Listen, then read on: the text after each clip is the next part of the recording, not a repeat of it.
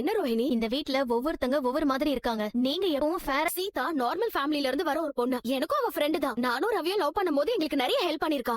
இது எல்லாத்தையும் தாண்டி சீதா நம்ம ஃபேமிலில ஒரு பொண்ணு. மேரேஜுக்கு நம்ம தானே செய்யணும். சொல்ல போனா நீங்களும் 2 பவுன் கொடுக்கலாம். ஓ, அப்ப நான் வேற கொடுக்கணுமா? கொடுத்தாலும் தப்பு இல்லன்னு சொல்றேன். மீனாக்கு வேற யாரு இருக்கா? நம்ம தானே அவங்களுக்கு இருக்கிற ஒரே ஃபேமிலி. மீனா, நான் சொன்ன வார்த்தையை என்னைக்குமே மாத்திக்க மாட்டேன். சொன்னா சொன்னதுதான். அதுவும் யாருக்காக செய்யறோங்கிறத விட என்ன ரீசன்காக செலவு பண்றோங்கிறது தான் ரொம்ப முக்கியம். என்னம்மா எல்லாரும் வெளியில வந்து நிக்கிறீங்க?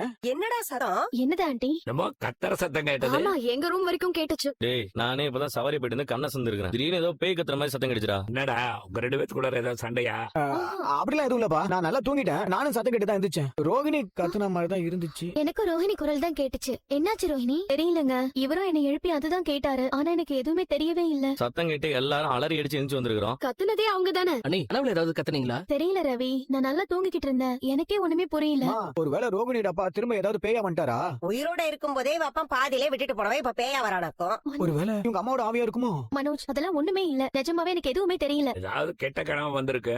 சாமியை கும்பிட்டு திருநூறு எடுத்து நெத்தியில வச்சுட்டு போய் படு. போங்க, எல்லாரும் படுத்துவோங்க. டேய், காலைல எனக்கு வேலை இருக்குது. கத்துற இருந்தா சத்தம் போடாம கத்துங்க. ஏங்க, அது எப்படி சத்தம் போடாம கத்த முடியும்? சும்மா ஏதாவது சொல்லிட்டு இருக்காதீங்க, வாங்க. ஏய், யாரையுமே நிம்மதியா தூங்க விட மாட்டியா நீ? அம்மா, அவ என்ன பண்ணுவா? தூங்கும் போது ஏதாவது கெட்ட கனவு வந்திருக்கும். உன் வாழ்க்கையில வந்த கெட்ட கனவே இவதாண்டா. இவளுக்கு தனியா வேற கனவு வருதாக்கும். இவ கேடுதானே படுத்திருக்கா.